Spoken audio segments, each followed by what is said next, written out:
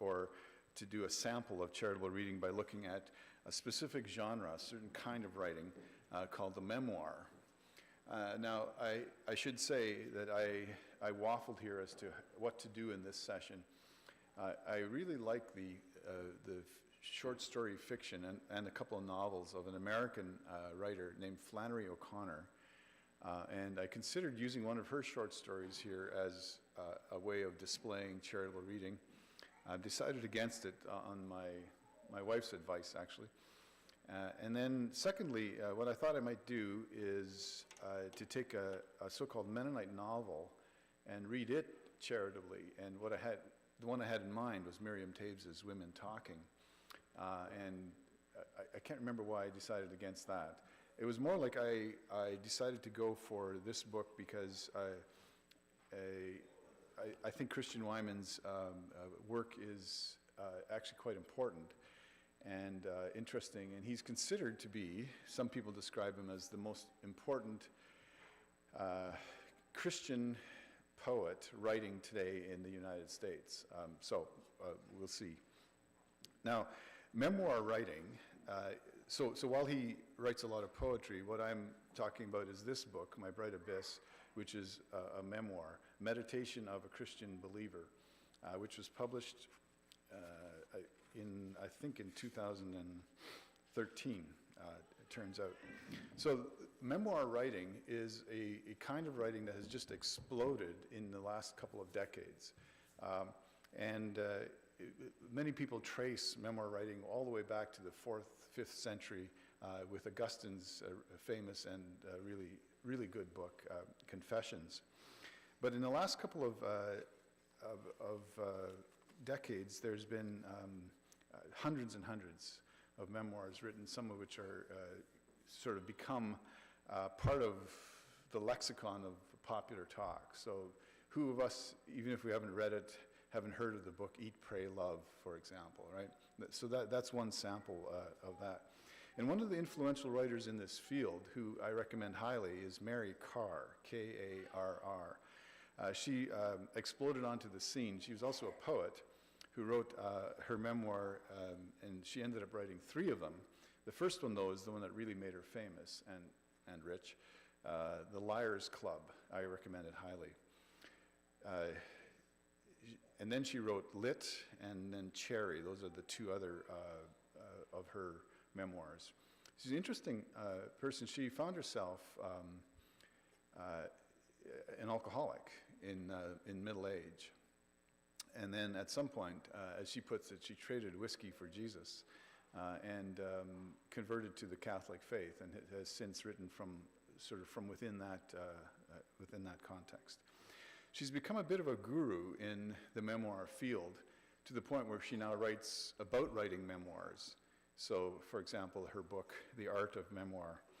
In that book, she argues, and I think it's important for her to have said this, is that a memoir is not just a straightforward relating of one fact after the other. On May 6th, I did this. On May 7th, I did that. That's not how memoirs work. While they're nonfiction, they're supposed to be nonfiction, it's surely the case, she says, that the author of a memoir shapes things in ways that make for an understanding of a story. And sometimes the person writing the memoir will write something in a way that other people who are mentioned in the memoir actually don't agree with what happened. And so there's a really popular memoir, Educated, where a woman describes her childhood with a very kind of a strange, the way she describes, a very strange family, but she becomes highly educated at Oxford and so on. And members of her family, of course, protest greatly about the way she depicts them. The current Vice President of the United States, J.D. Vance, sort of blew onto the public scene with his memoir, Hillbilly Elegy. And of course, since he published it, all kinds of people have said, that's not really how hillbillies live, the way that you've described it, right? So, Mary Karr says that a memoir is shaped significantly by the writer, and she claims that memoirs are capable of being more truthful than fiction. She kind of got tired of a lot of the fiction that's been published over the last number of years. And so she says that if you really want to deal with reality, you don't look at fiction, you look at memoir writing, despite some of the issues that are around writing the memoirs. There's a fellow named Andrew Root, R-O-O-T, who's recently published a book, The Church in an Age of Secular Mysticisms. The subtitle is telling, Why Spiritualities Without God Fail to Transform Us. And what he's arguing here is he looks at this phenomenon of memoir writing, and he points out that many of the memoirs that we read are attempts to show and promote certain ways of transformation, right? So they can be somebody who turned to extreme exercise to solve some of the social problems they were having, and therefore we should all run marathons, right? Or somebody writes a memoir of addiction. Leslie Jameson is a prime example of that. But what Root is trying to do is to show that not all memoirs are created equally, and some of them offer us mystical experiences that actually separate us from God. And so he says, not every vision of transformation given to us by memoirs are equally attractive or equally upbuilding. But instead of talking generically about this genre of writing, I want to look at a specific one, and for this I refer you to Christian Wiman, My Bright Abyss, The Meditation of a Modern Believer. In 2006, Wiman published a short essay that you have in your possession if you've checked your email. The essay, Love Bade Me Welcome, was circulated, I understand. And in it he wrote of his despair and hope at a certain point in his life. He had lost the ability to write, I fell in love, and I received a diagnosis of an incurable cancer, having my heart ripped apart by what slowly and in spite of all my secular instincts, I learned to call God. So that's the essay that, the summary of the essay that you got in your possession. Now, what was interesting is that essay sort of blew up, and the public response to the essay prompted him to expand on that 8-page essay, whatever it is, and to write this book, My Bright Abyss. In it, he pursues a dialogue between the poetry that he loves and the prose that he has come to need, he says, to articulate the nature of my faith as he has rediscovered it. He describes that faith as more terrifying than cancer and more hopeful than a cure, blooming amid the wreckage of everything that once was certain. He grew up, Wiman did, on the barren plains of West Texas as a Christian fundamentalist, and he set out to become a poet, and in doing so, he lost his faith. He abandoned it, found it unconvincing. So what he calls his apprenticeship lasted about 4 years, where he bounced around Europe. Then he got some teaching positions and 2 well-received books of poetry, but you can't make a living publishing poetry, he points out time and again. Until someone, Ruth Lilly, a fabulously wealthy woman, her family funds the Lilly Foundation, gave $200 million to a foundation to start a journal called Poetry. And Wiman became Poetry's editor, and thus became, in one fell stroke, the most influential person in the field of poetry in the US, because everybody looked to that journal to read what's what, and he was the guy who determined what was in there. And then in 2005, he learned he had this mysterious incurable cancer of the blood, and he thought he was going to die very, very quickly. He's still alive to this day. And as he had a bone marrow transplant, you name it, and then he discovered, or as he puts it, he rediscovered in the midst of all that, his Christian faith. And part of that was that he fell in love with Danielle, and they got married, and now he finds himself teaching literature and religion at Yale Divinity School and, of all things, the Yale Institute of Sacred Music, even though he's not a musician and he's not a trained theologian. He's a poet. So Love Bade Me Welcome, the essay, has the subtitle, Gazing into the Abyss.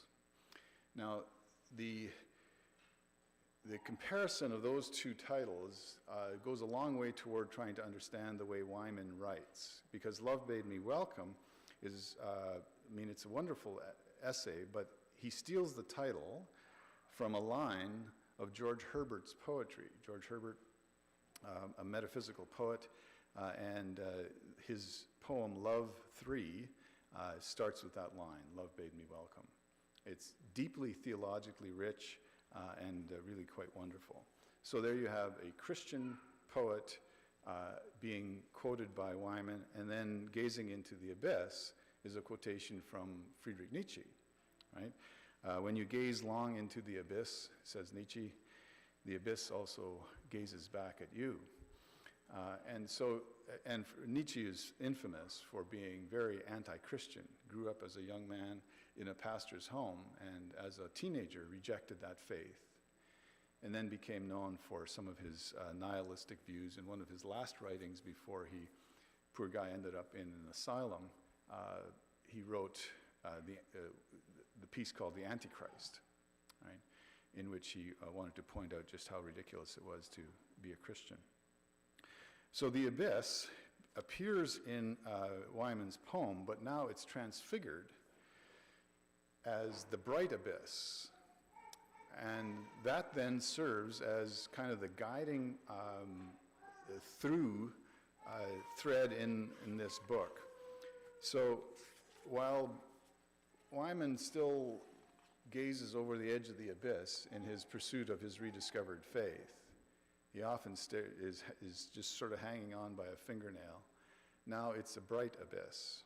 So it's been transfigured, but it doesn't prevent him from having to stare over the edge of the abyss. So he makes this really interesting move in his book. He begins with a poem, a short poem that he wrote. My God, the bright abyss, into which all my longing will not go. Once more I come to the edge of all I know, and believing nothing, believe in this. And then he puts a colon at the end of his poem. Okay, so let me read it with indicating the colon by the way I read it. My God, my bright abyss, into which all my longing will not go. Once more I come to the edge of all I know, and believing nothing, believe in this. Guess how he ends the book? Same poem, but he changes the punctuation. My God, my bright abyss, into which all my longing will not go. Once more I come to the edge of all I know, and believing nothing, believe in this. He replaces the colon with a period, right? And everything in between is his reflection on my God, the bright abyss, into which all my longing will not go. It's really, really interesting. Now, what I want to do is read this charitably. That is to say, I want to treat it as my neighbor and as a gift. And I also want to be discerning, and I want to read it studiously and see if there's some sort of edifying material here that will feed my faith. And if I want to see if there's material in here that I need to sort of say, I don't think that'll do. I think that's actually going to erode my faith or some other dimension of my life. So one of the things that's difficult, though, about this book is that it's written in bits and pieces. So there's not a straightforward linear path in this memoir. And so it's very hard to talk about the book, because if you say, well, the book is about this, I can also find material in the book that is about this, which is sometimes the opposite. And so one of the ways, it's kind of like a parable. The minute you reduce a parable to its lessons, you've messed the parable up, right? The thing to do with parables is to tell the parable, right? So there's a very real sense in which the way to talk about this book is just to give it to you, right? And let you read it and see what's what. But here I am having assigned myself the responsibility of trying to be respectful to the book and to the reader. So it's difficult to talk about, but I'll try anyway. What he calls the book a mosaic, right? Bits and pieces that maybe form some sort of a pattern. And he's very clear, there is not a continuous argument or narrative. Nonetheless, the attempt in the book, his own attempt, is to help someone who is at once as confused and certain about the source of life and consciousness as I am. So it's been described, this book has, as a kaleidoscope, an aphoristic rumination, a tenebrous call of dereliction, whatever the label, he calls it a mosaic and a meditation. And he calls it a meditation on the cost of his experiences. And he uses the term in the subtitle, modern believer. Now, he's a poet, so every single word that he uses, it seems to me, is very carefully chosen. He uses the term modern believer to describe himself, which is really interesting because later in the book, he says, I've come to think in a peculiar and very modern sense, that is, poetry is a peculiar and modern sense, a devotional poem, or at least an early unconscious attempt at one, though God is nowhere in it. That's what makes it modern. So this poem that he's talking about is modern because God's not in it.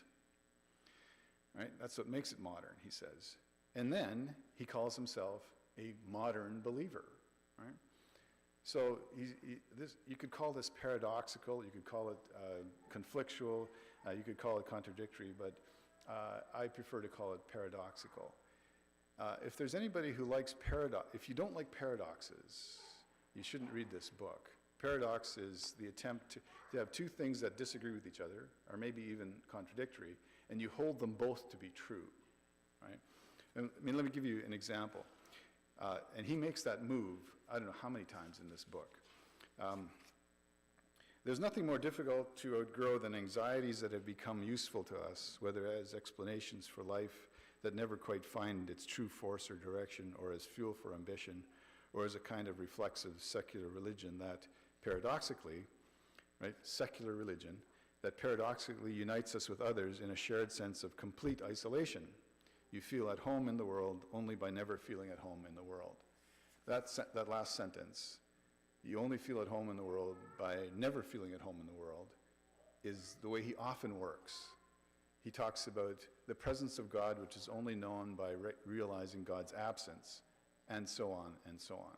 If you don't like that kind of writing, you shouldn't pick up this book, because he makes a lot of mileage out of paradoxes. But he does, I think, give us the gift as readers of treating us as though we know how to read.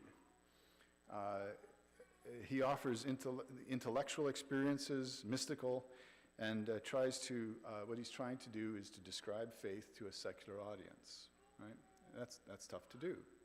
Mary Carr says that's like doing card tricks on the radio, right? Trying to explain the faith to somebody secular. Right? So whatever it is, this book is a wide-ranging conversation with all kinds of voices in it, ranging from the usual suspects, poets, famous writers, thinkers, and so on, to obscure poets and novelists and philosophers and back again. I do want to say, too, that he is sometimes described as writing in an apophatic vein, as opposed to a cataphatic vein. The difference is, at one level, fairly basic. If you write about God and religion in a cataphatic vein, you make positive statements. God is love. God does this. I believe this, and so on, right? Statements with content in them. What you're trying to do is build up a body of descriptions for us to better understand God. The apophatic tradition does the opposite. It says, since we can't really know God, the only things that we can say about God are negative things, but still in a faithful way. So what you want to say is that God, as far as we can understand, God is not X. And so in asserting that God isn't something, what you're at least doing is reducing the amount of misinformation that you have about God. So the apophatic tradition, instead of saying assertively, I know that God is like this, you say that I know that God isn't this. So for example, the apophatic tradition would say that God is not a human, right? And so on. So what I want to do is, as I try to read this book charitably, is to ask what kinds of gifts that Wyman is offering me. And one of the gifts that he offers is attentiveness to language. As many writers who are skilled in the use of language, he is very aware of what language can do and what it cannot do. For example, if you end a poem with a colon as opposed to a period, it makes all the difference. And you can insert an entire book between those two uses of grammar. He admits, despite his care and attentiveness to language, that there are some forms of language that are no longer helpful. And he says that language can be inaccurate, and it can slip, as he puts it. It has slippage. And that there are some times when words begin to leak. They used to mean this, but they no longer mean it. And so then it becomes difficult to use the word in a way that is meaningful. This concern of his, that some forms of language are no longer accurate, coupled with the kind of hope regarding the use of language, sort of drive parts of the book. Can you build a vocabulary of faith out of the rhetoric made of dread and then stand behind this new language? He asks himself. Wyman's a very anxious guy. It comes through in his book, all of his books, and he's fully ready to admit this. There's another book that he's published where I'll talk about it for just a moment near the end, where he talks about his book is 50 entries against despair. You get the sense that he's just battling all the time just to sort of stay with it. Can you build a vocabulary of faith out of the rhetoric made of dread and then stand behind this new language? Is faith created by a shift in rhetoric, one that can be consciously constructed? Or must there be a shattering experience, one that trashes the old words for new things? Right?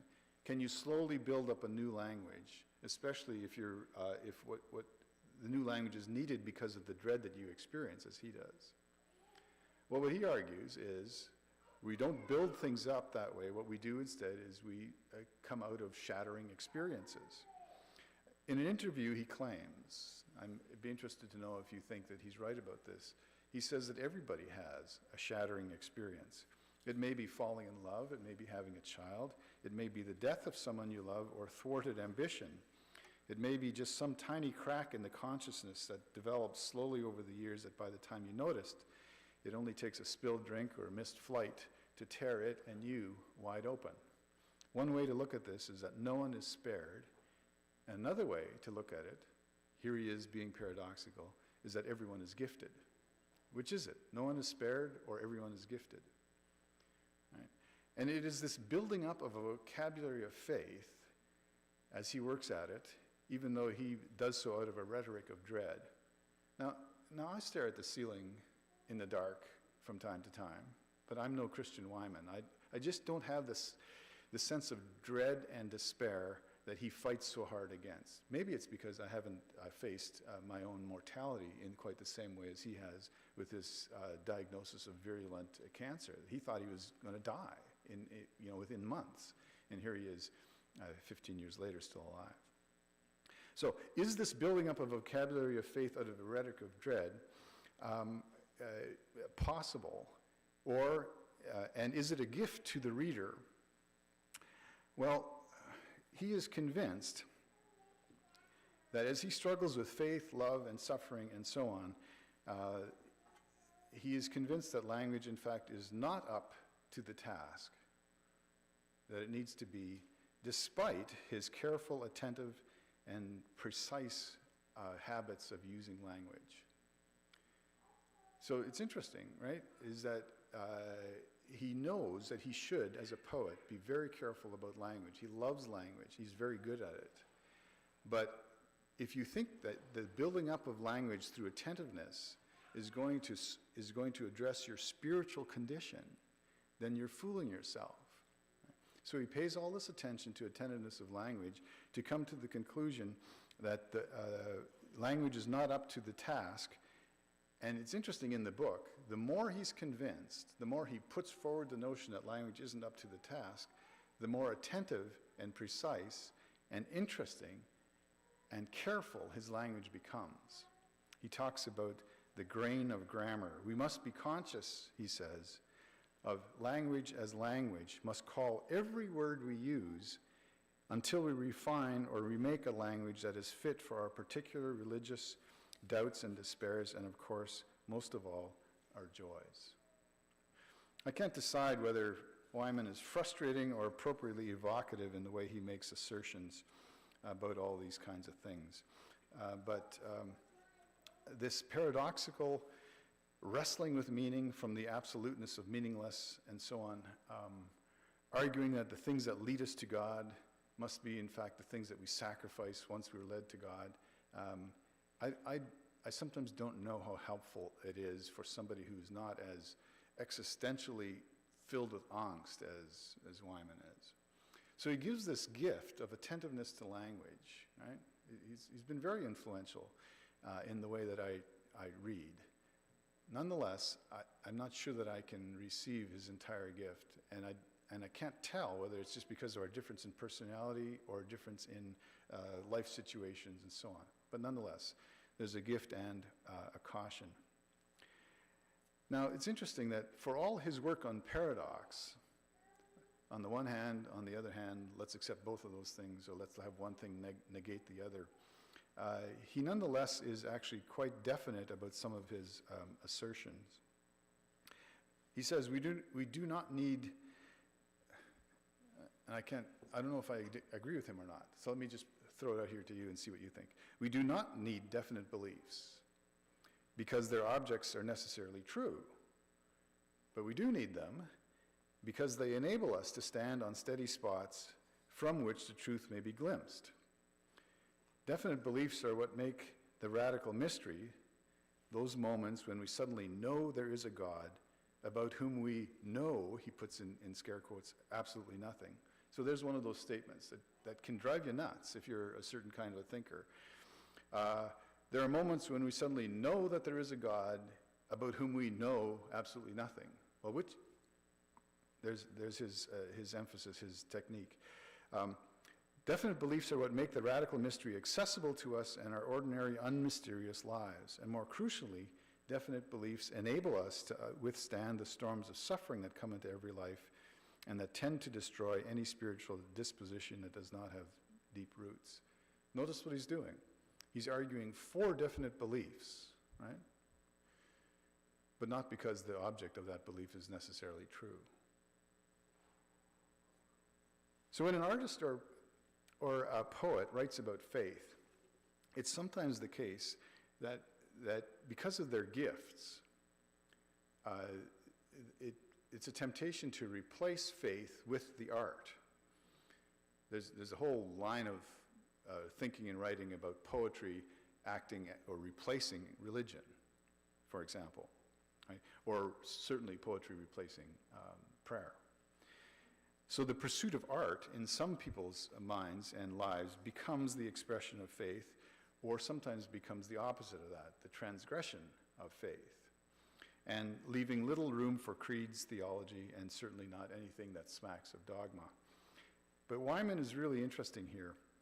He doesn't take up the role of the elite status of a heroic artist, although he could, given his skill as a poet. But his book prefers wonder and interpretation to drama, and he actually says that while art is better at theology than theology is, nonetheless, art, he's modest about the possibilities of art. First of all, and I quote him here, I would never use this kind of language, life is a hell of a lot more difficult and important than art. And secondly, he says it's life that forces the creation of art, not the other way around. And so he interrogates, he asks questions of both art and faith, with art sometimes being called onto the carpet because art is not always, he says, an act of grace. It can compromise just as other things do. Right? And so he gives us the gift of posing He gives us the gift of artistic writing, but he is not offering us that as a gift that's going to be the end-all to the pursuit of faith or a replacement for faith, right? So he uses art, poetry in his case, prose writing, to call into question the constructive role of art. And I really appreciate him for doing this, because there are times when he will quote a poet and then call that poet or that poem onto the carpet and say, look, the vision that you're presenting here is destructive, right? It's nice work, and I find it a gift from him. Another striking dimension of his work that I take as a gift is his emphasis on the importance of earthly experience and existence as the life of faith. For him, there is no abstraction. I was brought up with the poisonous notion that you had to renounce love of the earth in order to receive the love of God. My experience has been just the opposite. A love of the earth and existence so overflowing that it implies or included and even eventually absolutely demanded God. Love did not deliver me from the earth, but into it. So you might describe my bright abyss as a contemplation on human existence. God calls us at every moment, he says, and God is life, is this life. And yet, despite all of that emphasis on personal experience and his relating of his personal experiences, Wyman also pauses nicely to warn us of the danger of letting experience be the arbiter or the umpire of our lives. He wants to go further than that. He warns against the danger of making our experiences idolatrous. Because I've experienced this, that is the way things should be, we sometimes say. Right? Wyman will have none of it. Right? Experience alone can't tell you what's right or wrong, even though you live out what is right or wrong in your experience. He also, and here's a gift that's a bit of a mixed bag, at least in my experience of the book. I've talked about him subjecting art to interrogation, to questions, even though he is a very accomplished artist. He also subjects faith to interrogation. And I find myself liking the way he does it, and then wondering if I like it just a bit too much. As Kathleen Norris, another wonderful spiritual writer in the Christian tradition, says, this book, My Bright Abyss, might be read as an assault on complacent pieties. His own coming to faith as an adult is different than the faith of his West Texas upbringing. He says, if you believe at 50 what you believed at 15, then you have either not lived or you have denied the reality of your life. But nonetheless, he does describe his conversion as assenting to the faith that was latent within me. But there's nothing straightforward about the faith that he embraces. You'll have figured that out by now, right? Faith doesn't work. There's no formula to it. It's mutable, as he says. It's messy, as he says at another point, and it's provisional. That is, it's not the final answer yet. And then doubt creeps into the picture as well, but doubt isn't merely the opposite of faith. So his reflections, his interrogation of the nature of faith, alerts us to the dangers of mutable, messy treasure to which we cling. The coming to life of the faith latent within us is not without its downright dangers. We need to be shocked, I'm quoting him here, out of our easy acceptance of it, our facile resistance to propositional language about God. Besides being useless at any definitive description of God, such language is simply not adequate for the intense and sacred spiritual turmoil that so many contemporary people feel. So you can see the influence of him on the material that I used this morning, right? It's difficult to talk about God. So his gift is calling complacency into question. I like that. But sometimes his calling of the Christian faith into confession, for example, when he denies the usefulness of propositional statements about our belief and about God, I can't follow him that far in his interrogation.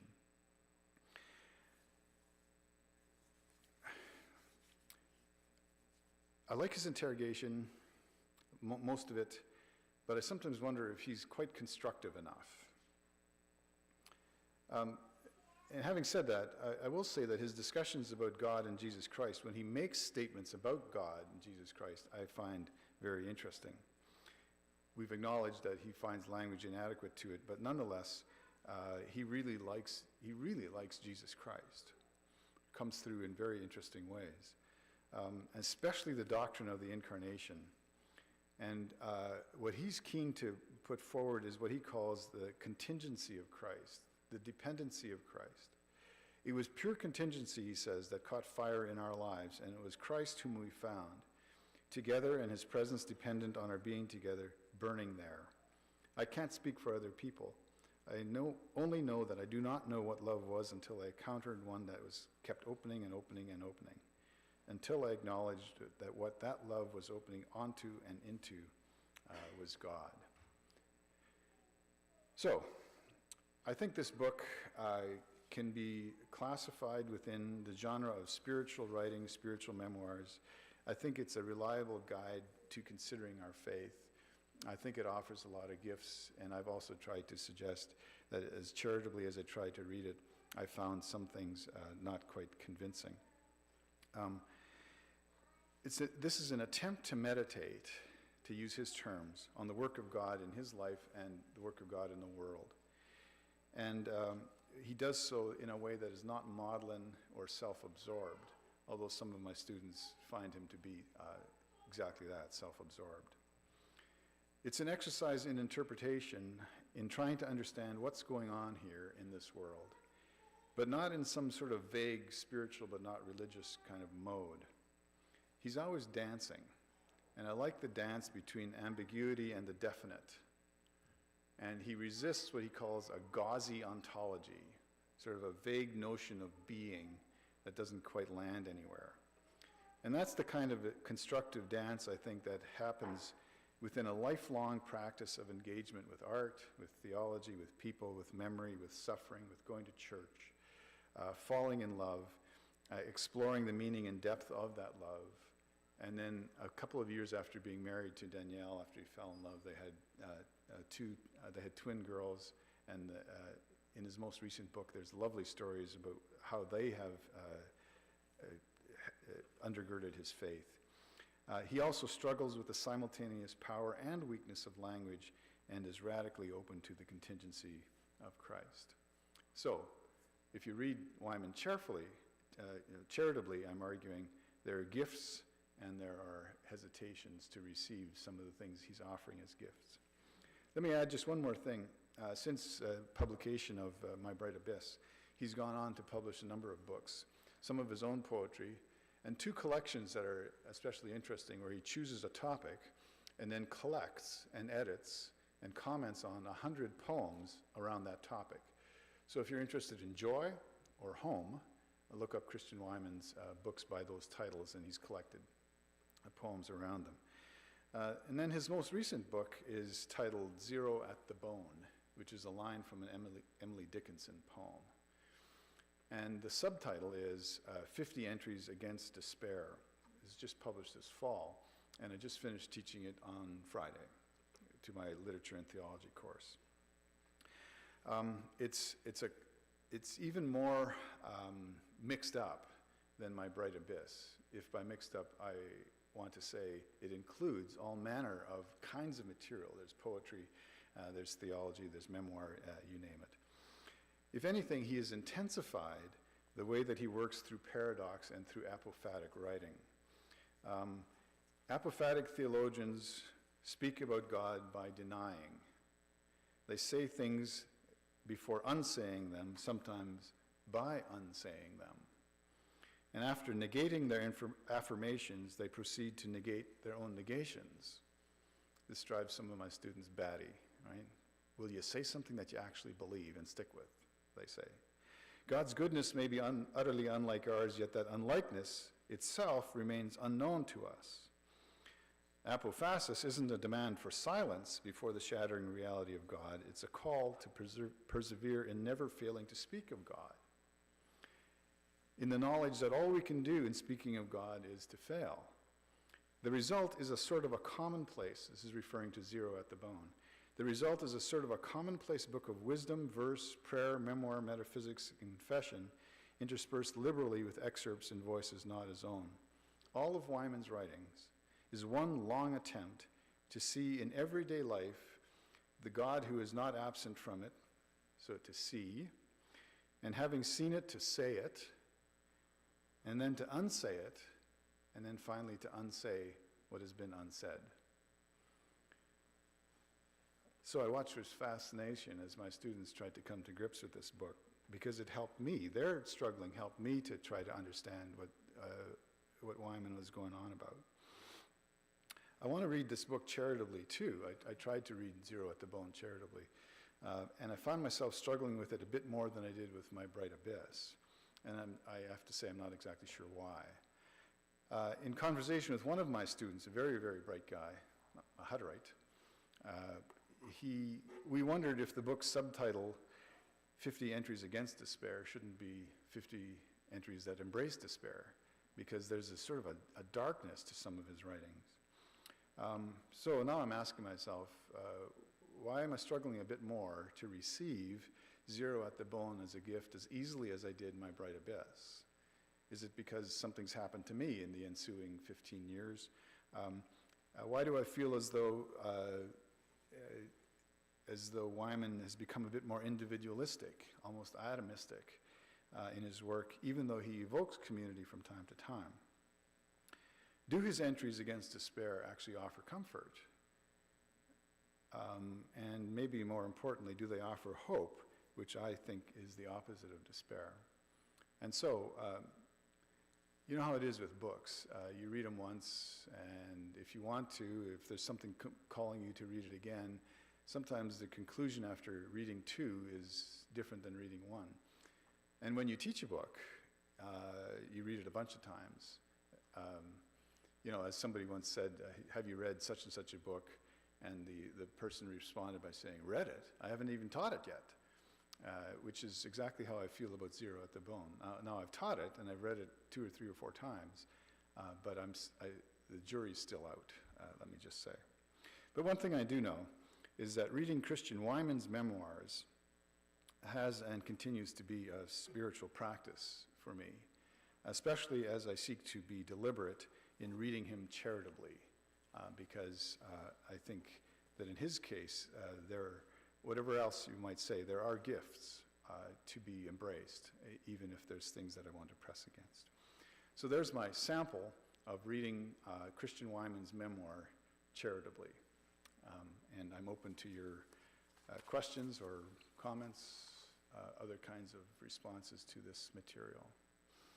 Thank you for your patience with my description.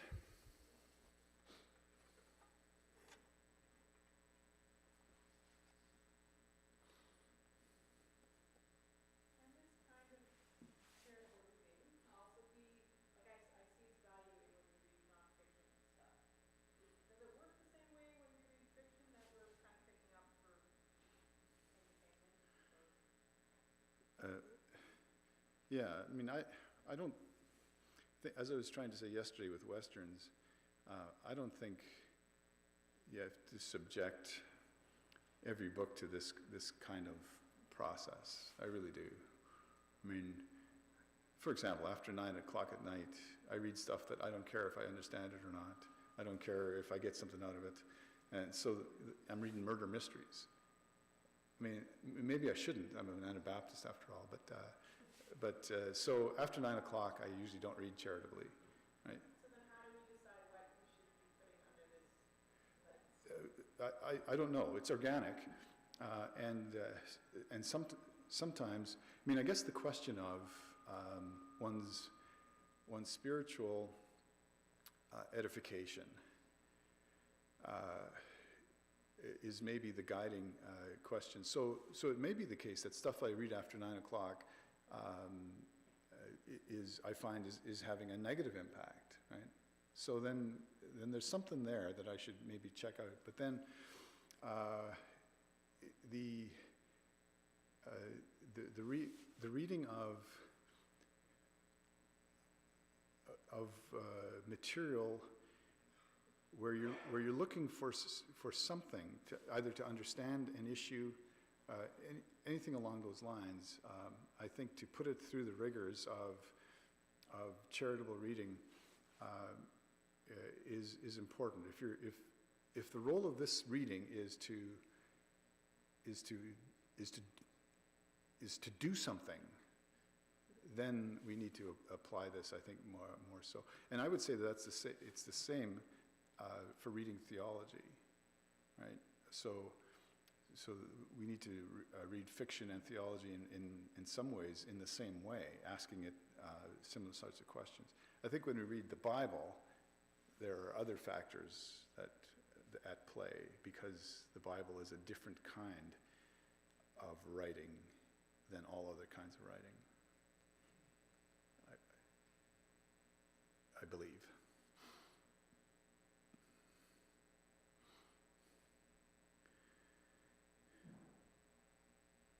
Sometimes the books that I read after 9 have become textbooks in courses, right? But I didn't know that ahead of time, right? Sometimes you find a book, you kind of go, there's something going on here that I didn't know. And the way I choose to read books after 9 is through the newspaper and through my wife, who's a voracious reader as well. So, Saturday, Winnipeg Free Press has a books section, and if there's a book that sounds vaguely interesting, we put it on hold and then we read it. And you never know what, it's a bit of a crapshoot. And but sometimes those books have become something other than post 9 p.m. reading. Other comments or questions?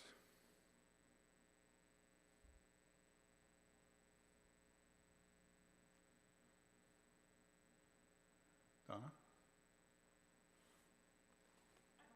Okay. All right. I won't wait the 10 minutes that Northrop Frye suggested we wait because you're all thinking.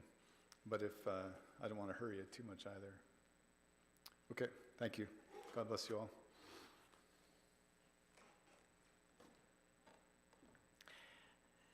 Thank you, Paul, for giving us tools and also walking us through the exercise, because sometimes we have tools, but we don't know exactly how to put those tools into practice. So I appreciate that. You have bent my brain a little, and I'm okay with that. I'm okay with that. Sometimes your brain needs to be bent just a little bit. Let's pray. We'll say thank you for the time we've had together, and then we'll also say grace for the food, and then we will carry on downstairs. Let's pray. Lord, thank you for this opportunity to learn in a way that some of us are not used to. And I thank you that you have graced Paul with the words to teach us something that has been new to me and probably new to us as well. Thank you that you have opened our hearts and our ears to hear what has to be said. I pray now that you will bless the food that has been prepared for us and all the many hands that have prepared it for us.